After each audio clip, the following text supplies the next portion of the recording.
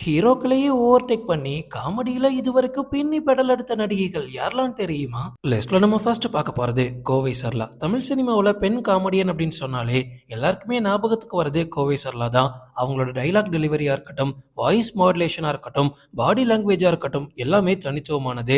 கரகாட்டக்காரன் படத்துல ஆரம்பிச்சு வீரா, அரண்மனை, காஞ்சனா வரைக்குமே பல படங்கள்ல அவங்களோட காமெடி சீன்ஸை இப்போ வரைக்கும் ரசிகர்களால மறக்க முடியாது.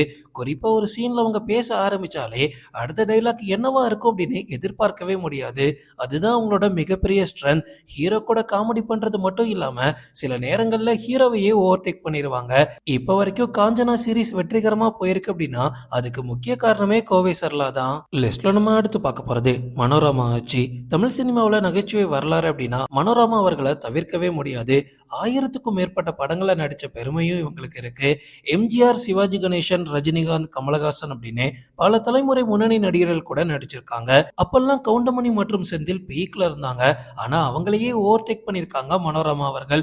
கவுண்டமணி கூடயே போட்டி போட்டு பல டைமிங் காமெடியில தன்வசப்படுத்தியிருக்காங்க மனோரமா. ஒரு சாதாரண வசனத்தையே அவங்க சொல்ற விதம் அதை அப்படியே காமெடியா மாத்திரும். அதனாலதான் ஆச்சி அப்படின்ற பெயர் தமிழ் சினிமாவில் ஒரு காமெடி பிராண்ட் மாதிரி மாறி இருக்கு. மனோரமா அவர்கள் பண்ண காமெடியிலேயே எது உங்களுக்கு ரொம்ப பிடிக்கும்னு கமெண்ட்ல சொல்லுங்க. லிஸ்ட்ல நம்ம அடுத்து பார்க்க போறது ஊர்வசி. அதாவது ஒரு காமெடியனா சினிமாக்குள்ள வர்றது வேற விஷயம். ஆனா ஒரு ஹீரோயினா உள்ள வந்து காமெடியனவே ஓவர்டேக் பண்றது இருக்குல்ல, அதெல்லாம் ஊர்வசிக்கு கைவந்த கலை. காமெடி டைமிங்ல இவங்கள அடிச்சுக்கவே முடியாது. இவங்க ஹீரோயினா இல்ல காமெடியனா அப்படின்னு நமக்கே கன்ஃபியூஸ் ஆயிடும். மகளிர் மட்டும் மைக்கேல் மதன காமராஜன், ஏன் இந்த ஜெனரேஷனுக்கு சொல்லணும் அப்படின்னா எஸ்எம்எஸ் படம் வரைக்குமே ஊர்வசியோட காமெடிக்கு நம்ம எல்லாம் வயிறு குலுங்க சிரிச்சிருக்கோமே.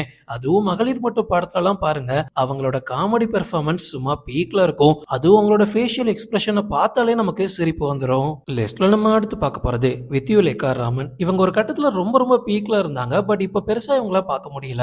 தமிழ் சினிமாவில் தன்னோட காமெடி பெர்ஃபார்மன்ஸ் மூலமா ஒரு தனி அடையாளத்தை உருவாக்குனாங்க.